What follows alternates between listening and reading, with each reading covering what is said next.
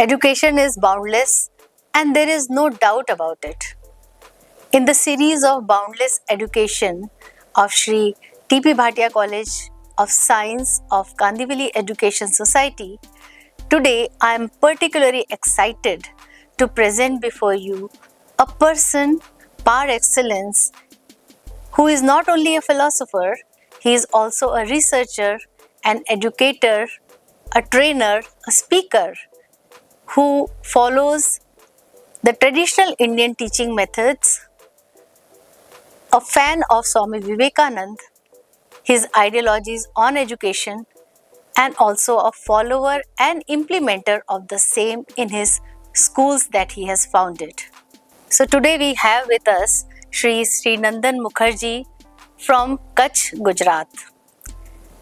Shri Mukherjee is the founder and secretary of Hsrada Niketan School and Ramakrishna Seva Mandal campus in Bidada, Kutch. He is director and co-convener of several organizations of Ramakrishna Mission, working with 8,500 students across 52 schools in villages in Kutch. Sir is highly qualified with a background of being a lecturer of English and Communications in London and ESOL trainer in Cambridge. He has designed and conceptualized 6 educational campuses in Gujarat, and he has been awarded by many organizations. Welcome, sir, to Kandivali Education Society and being with us for 6 days and conducting faculty development programs for all our teachers from primary till degree college. Thank you so much for inviting me and having me here. It's really a pleasure. Sir, I'm very curious to understand what inspired you to come back to India after such a successful career in the UK? Well, successful or not, I don't know, but in the first place, it wasn't part of my dream to go there. It just so happened, a series of events led me to be there. I went and I'm very glad I went there. I also learned a lot of goodness from their system. But ultimately, you see, I was so guided by Swami Vivekananda's thoughts. I always wanted to work in India and work in the field of education in one of the corners of India, as Swami Vivekananda would say. And so, for me, it was a very natural decision to come back to India because I wanted that. And now I live my dream. And so it was a natural decision for me leaving UK and coming back. Again, I say I was very glad that I went and I learned from that system as well. Swamiji says you need to pick up goodness from wherever possible. So coming back was not at all a difficult option for me. It was the option for me. So when I started wondering that which corner of India we can work, where the real need is for the spread of education, and thankfully I was told about Kutch. And so I and my wife, we went there. And it really seemed like a far-off place, and especially after the earthquake, as you all know. And there was real necessity, and it was felt when we traveled across Kutch, I and my wife. And so we decided that we can stay there. Wasn't easy to begin with because the climate was a challenge and new language. And I had never been to Gujarat before that. And just remembering the words of Swami Vivekananda, I told myself that, let us challenge and accept the challenge and start doing something. And so we started staying there. Initially, while I was working at one of the colleges there of management, I started exploring this vast area of Kutch. As you would know, it is the largest district of India. And we would tour the different talukas and the villages, we'll reach out. And slowly, it became very clear to me that there is a real need of starting schools here, working with these far-off villages. Because in a lot of those villages, you would only find the primary school and just the government schools. And as we all know, there are at places problem with the teacher numbers as well. So it dawned upon us that we should start our own school and start working with the government schools as well, because obviously I realized you cannot go on building schools after schools, and the need is so great.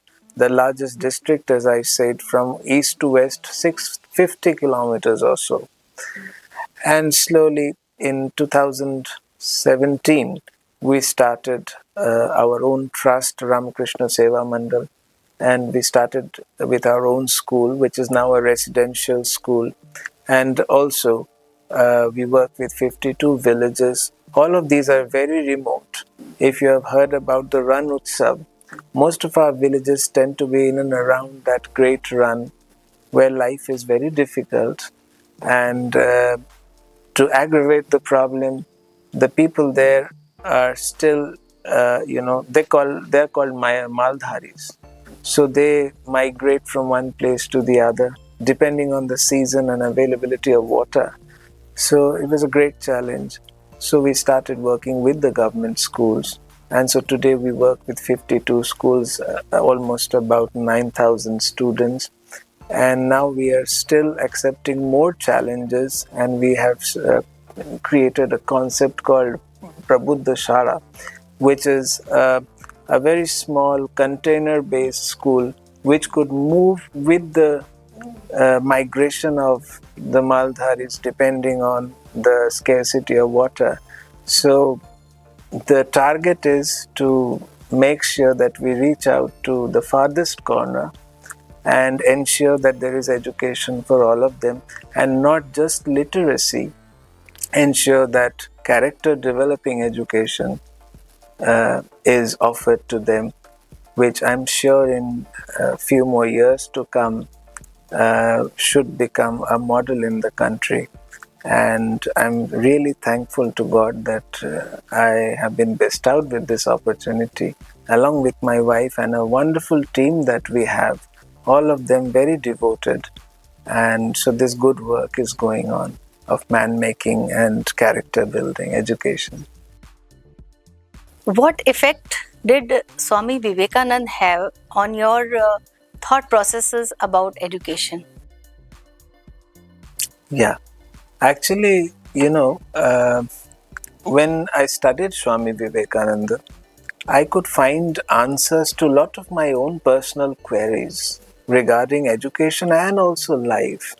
And especially when I studied Swami Vivekananda, he would say education, education, education. Education is the panacea to all the evils of India. And so it stuck with me. And I felt that education is what I should be working at. And also, Swami Vivekananda highlights the importance of character developing education, man making education, and life building education. And while I was a student, I always kept thinking and asking myself that the kind of education that we are receiving, um, how much does it help to actually build the character, to stand on your own feet in your own life, and also for nation building? So I kept asking questions, and the answers I got from Swami Vivekananda all the time. And like he would say, that it is character that stands up against all the odds. He would again and again stress on character. Being a monk, he would stress on the need to build the nation. So all these ideas actually, influenced me, and also being selfless and working for others, especially where the need is more. And he would say that if the mountain does not move to Muhammad, Muhammad must come towards the mountain. So all these ideas have, left a great impact on me, and so here we are working on the ideas of Swami Vivekananda in the sector of education. So there are two aspects, self-confidence and self-respect. What, according to you, a student should work upon more? You see, Swami Vivekananda talks about believing in yourself, but not at the cost of being selfish. So, self respect first. When we really get to know who we are, our characters basically. By character, I would like to clarify we don't mean in the restricted sense of just mannerisms. What we mean is that it's a development of our body, pran, mind, intellect, the emotional quotients, and finally our ego, the entire development of a human being. So, in that respect, self respect will come when we go through the process of this character building. And with that will come self confidence, the belief that yes, I can also do it. I am the blessed child of God, what Swami Vivekananda would say, that always remind yourself that you are no less, you are the blessed child of God, you are not the sheep, you are the lion, and all these things, and the divine nature of man. He would say that go and inform everyone that you are divine, experiencing an animal existence, while the reality is that you are divine being. So, all these things, when it is given to a student, first of all, the result would be there will be a self respect. And then slowly that would lead to self confidence. And in the process, what will happen? Unselfishness. This idea will come up because sometimes just self confidence can lead to selfish thinking, and that may be harmful for the society. Not may, that is harmful for the society and for our own growth as well, because then the ego grows and that pulls us down. So it is the science, you see, and we need to understand it from within. And the growth from, it should happen from within. We must not look for external support of growths. How can a teacher today work upon making the textbook information or knowledge relevant and move towards wisdom for students? Yes, you see, good question. Textbooks are just references. That is the starting point of education. In India, education is always addressed as a three-step procedure: Shravana, Manana, Nididhyasana. So the textbooks would help us just share the information. So we take that information, we don't neglect that, that is the starting point. We take the information from the textbook and make sure that we go through the process of Manan and Nididhyasana, which means, thinking deeply on the subject, whatever information we have received, and finally living that information, experiencing that information, and thereby realizing the effects of it. And finally, what the result is wisdom. So basically, it's a journey from information to wisdom. So we need to go that, we need to travel that road. The education must not end with only sharing information. That's just the beginning. So the textbook is not the Bible or the Gita in education. It is just a reference, a starting point. So we get the information, that is Shravan, and then we think deeply on it, debate it, discuss on it with the teachers, that is the manan. And finally, we apply that information in our own lives and experience it, experience the result. And thereby, what happens when one experiences it? No one has to tell the student that you should do this and do that. By personally experiencing the information or the concept, what happens? The student arrives at a conclusion. A permanent wisdom is achieved, and that becomes what you call the pakka knowledge, the permanent knowledge, and that will never leave you. You cannot forget it. That will be stored in the memory and will become your sanskar. After all, it's about the sanskar creation. It's about creating memories, and that's how knowledge will never be lost if it goes up to this wisdom. What should be your advice for the parents about their role in the character development of their child. Yes, thank you. That's a very good question because you see, you would know that there are four pillars in this process of education, and parents are most important because this samskar creation, this learning starts right from your birth, in fact, before your birth.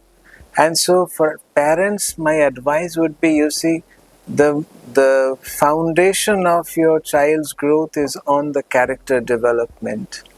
That is the foundation of education. So, if we are not able to develop characters, it's like this: a good person first, and then that good person, if the person becomes a doctor or an engineer or a teacher, will benefit the society, the nation, and the world. You see, so we must not only look for the fact that my child should grow up to become this professional or that professional. Our ambitions are always like, my child should become a doctor, my child should become a teacher, a lawyer, etc. That will happen. That should be the byproduct of a good quality education that deals with character development. But the core of it is character development. We must be able to produce well-mannered children. We must be able to produce, people who are not selfish. So all these human values must be in the process of character development be developed, because otherwise what we will have in the society is professionals, skillful professionals, but a poorer quality of human beings, and that's not a healthy sign for the society anyway. So, and the onus is really on the parents to really think deep on it. I think the time has come. We think about, should our children go to the vernacular medium or the English medium? Should they go to the international school or the local schools? That's all right. I understand the aspiration part of it, but we must, as parents, also aspire to see that our children develop into good human beings first, and then comes which profession to choose. And the other thing is that we must not, say to our children that you should become this. We rather should ask the children that what is that you like, what is it that you want to become. So that's the other responsibility I would like to say that parents have. But most important, whether or not your child learns good English, that he or she will learn. These are the byproducts of a good quality education system.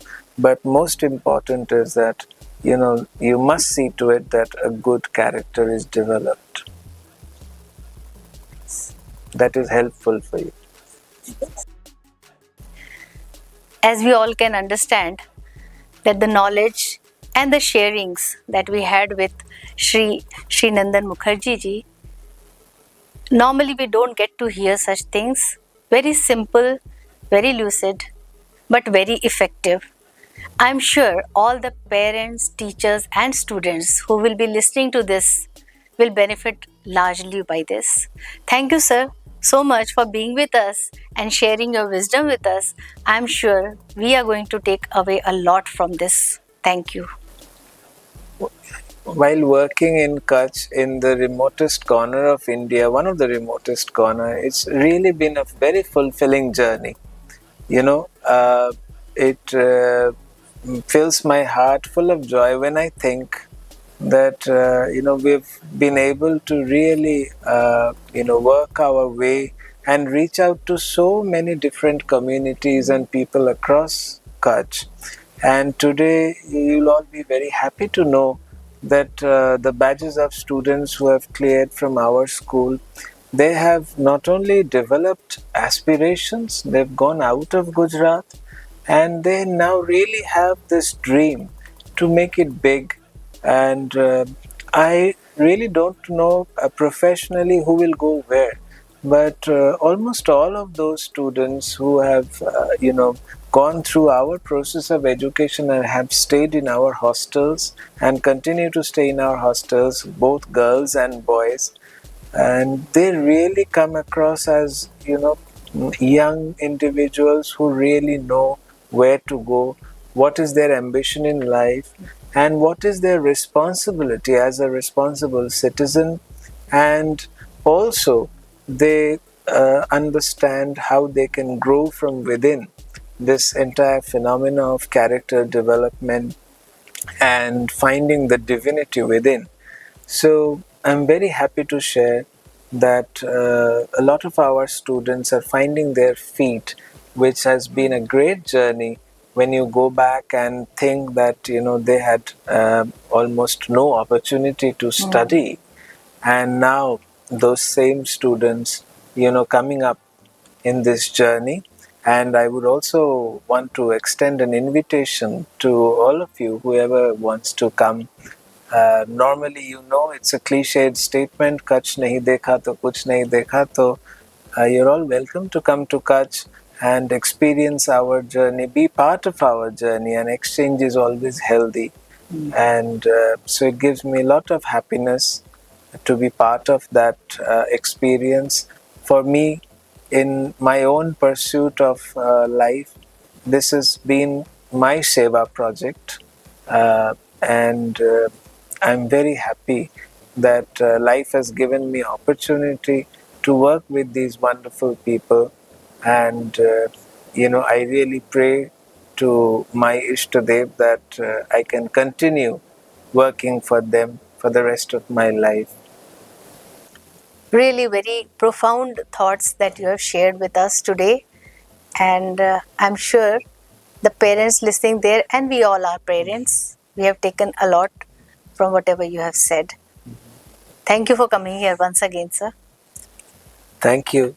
I also enjoyed my time here, and I also accept myself as a teacher and identify myself as a teacher first. So, it gives me a lot of pleasure to see what you people are doing here, and I wish you all the best.